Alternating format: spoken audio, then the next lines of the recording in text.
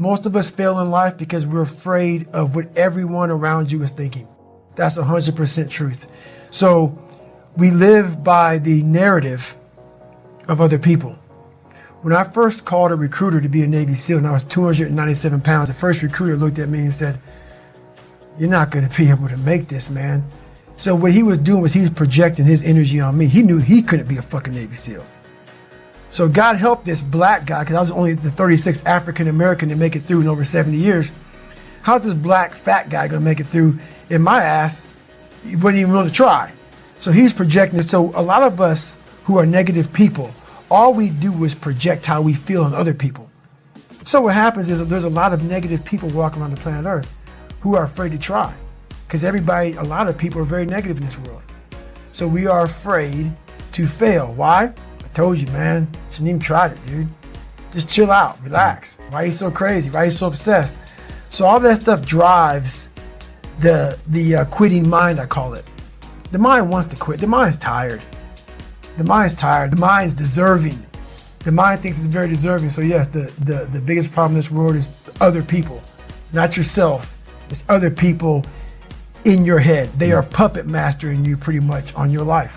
I realized once I was talking to myself the right way and all this shit wasn't in my mind, wow. I went from this piece of shit kid who thought he was dumb, not successful, insecure, who stuttered when I first saw somebody, to a person who can now do all these things just because I now control my own mind.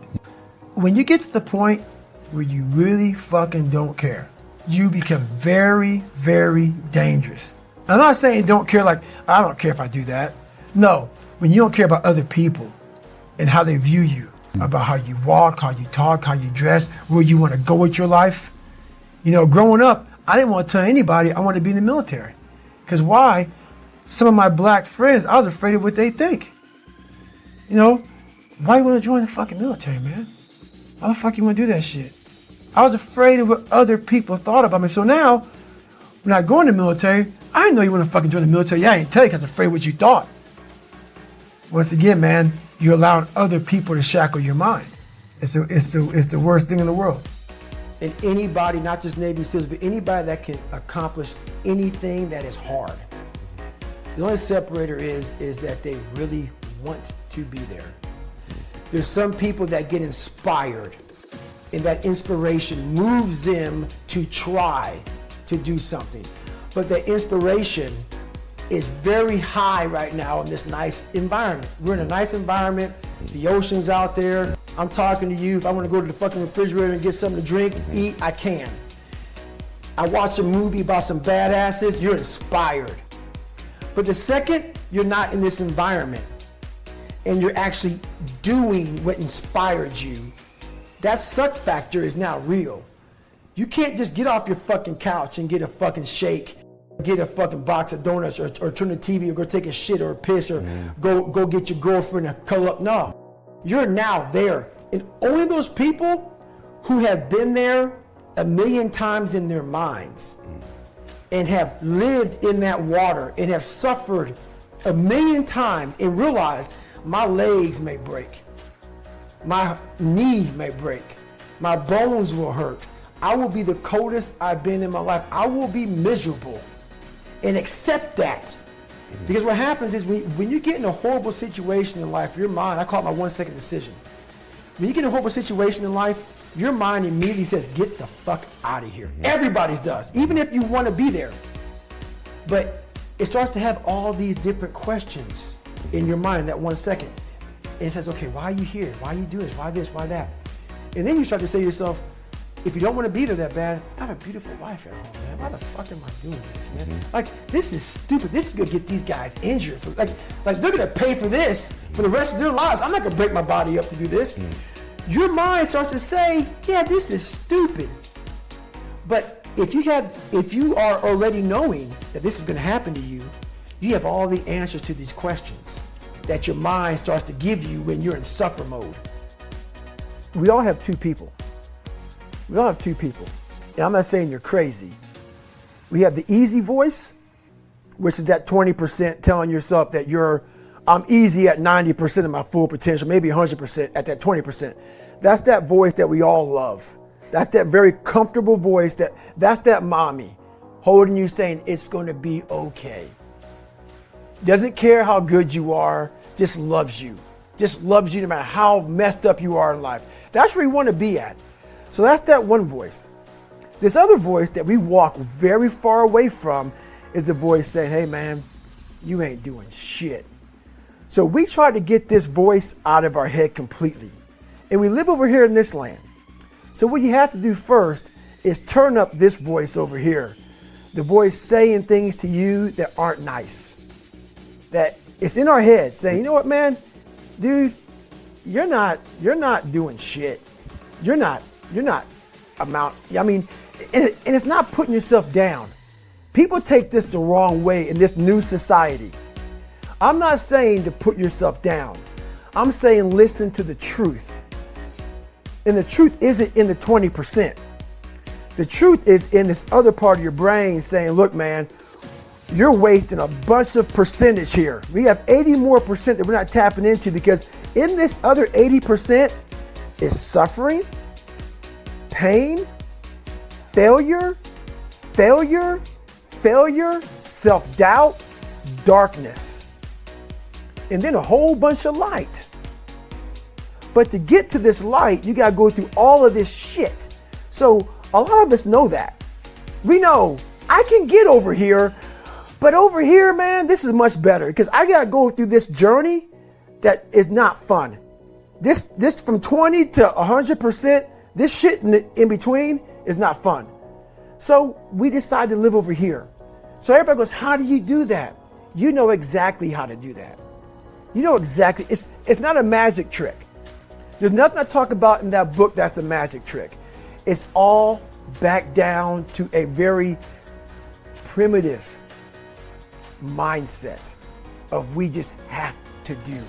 It's like breathing. Breathing becomes normal. Like we don't even know that we're doing it. That's how you have to live your life. When that alarm clock goes off at 4 or 5 in the morning, your mind says no. You just say, this is what we do. It's what we do now. Because to get to where you want to go, the amount of pain involved, I'm not saying physical, I'm not saying you got to break yourself off. The amount of mental pain of how many times you're going to have to do something that you don't want to do to get to where you want to go is going to be, there's going to be more times you do something that you don't want to do than you are going to want to do it. And that's your new norm. That's your new norm. So then it's like breathing. And then once you do this over and over and over again, it becomes like breathing.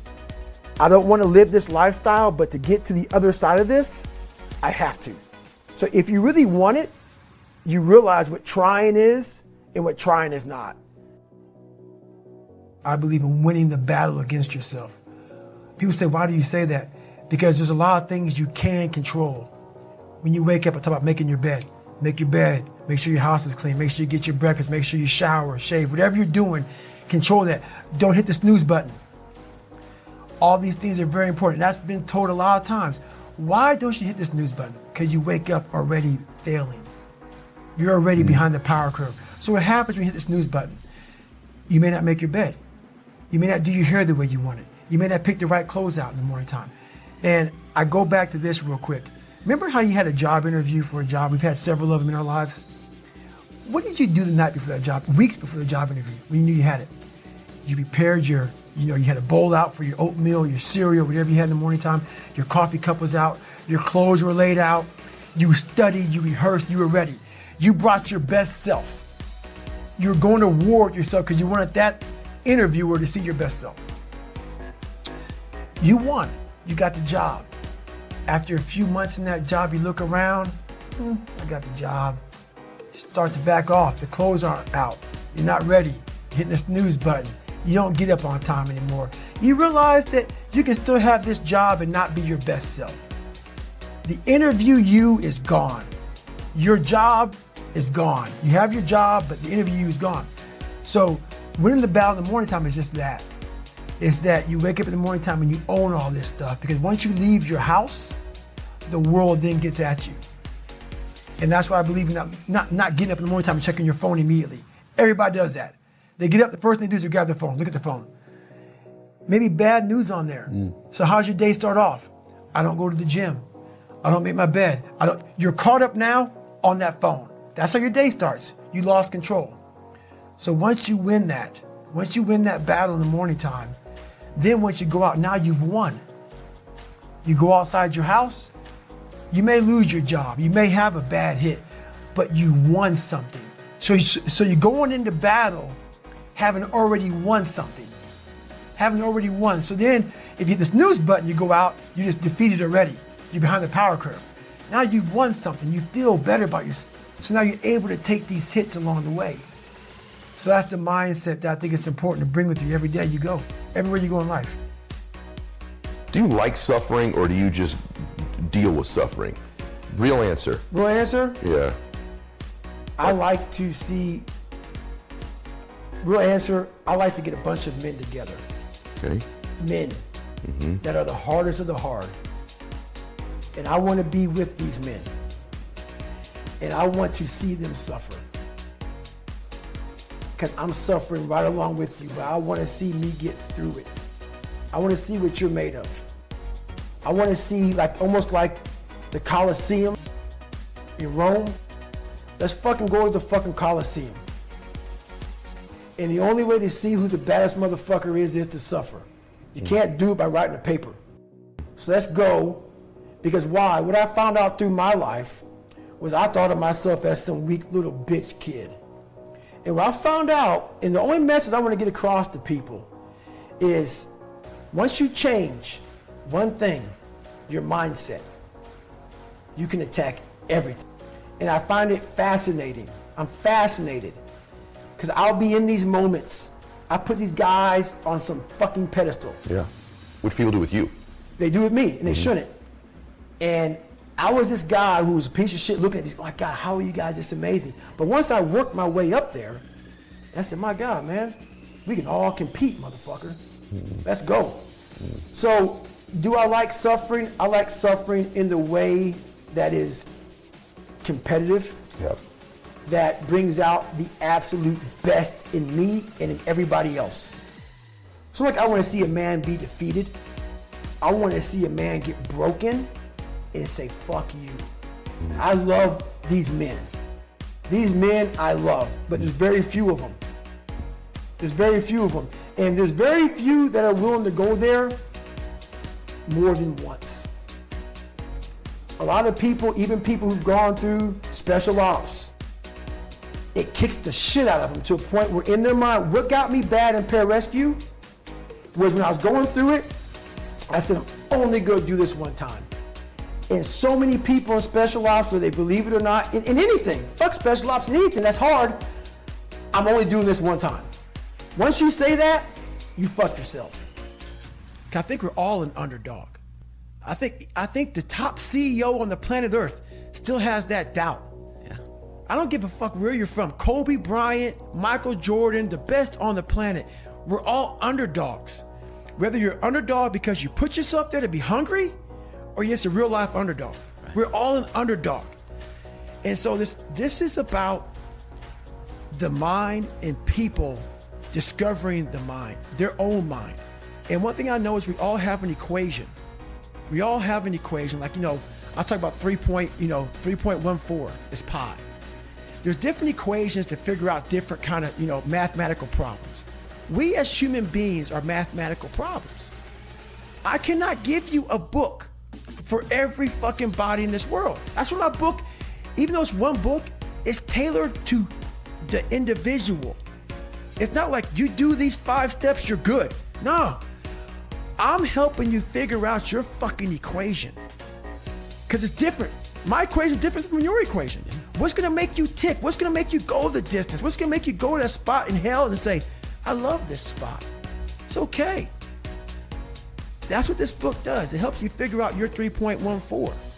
Helps you figure out your fucking mathematical equation and say, oh, because once you figure out the equation in any math problem, you no longer fail, man. You got it figured out.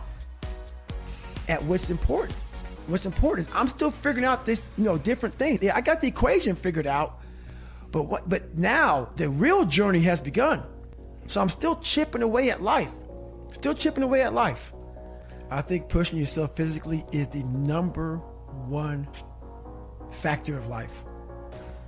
That is the true spot where you can really dive deep into. Life's about self-discipline. It is about self-discipline. We tend to do the things that are easy. And that is it builds no mental toughness. It builds no mental hardening. It builds nothing. When you working out is where you can build that the fastest.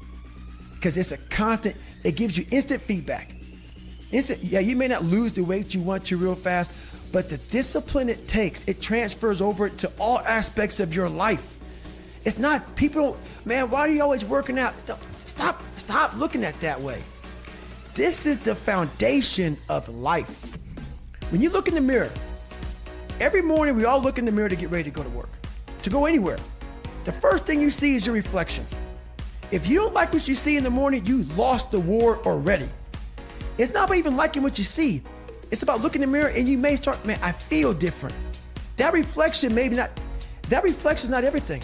It's a feeling you're supposed to get. So you have to, in life, once you leave your house, the war begins. In your house, you have some control. And that reflection in that mirror, you have to control that reflection in the mirror. That's how you start your day. If you leave your house feeling like, okay, I can fight. I've established the mentality to fight. And all that comes from working out. It's not just from, you can't find that in the office. Well, my morning routine is every day I get up and run. Every single day. Because why? I hate that the most. So that is where we share that feeling. Yes, I hate that the most. So you have to do something that sucks every day. Because why? Once you overcome the suck, now you're powerful. You've overcome yourself already. So now you're ready to battle. I go to the gym about 4 times a week. But my biggest thing I do is my nighttime routine. I stretch out anywhere from 2 to 4 hours every night for the last 5. It used to be a lot longer than that. And I talk about in my book why I started doing this thing. But through my whole life, as you see, I was using my fight or flight muscle. I was under severe stress as a child, growing up, my job, whatever. A lot of stress. Just sitting down right now, we're all using our psoas muscle, your hip flexor muscle. And I'll give you a 2-second on that. That muscle attaches to your T12. And about 5 or 6 years ago, I got really, really sick. Doctors would give me all kind of hormones. Take this, take this, take this. And it's in the book real good, so I won't go deep into it now. But I laid back and I literally said, you know what, I'm dying. The doctors can't figure out what's wrong with me. My blood tests were coming back fine. I just said, I can't even run a block. I went from running 205 miles, I can't run a block. I'm in my bed sitting there. And I started realizing I had these humongous knots on my hip flexors and back in my head. And I said, I'm just done. So I started slowly stretching out. I couldn't do anything.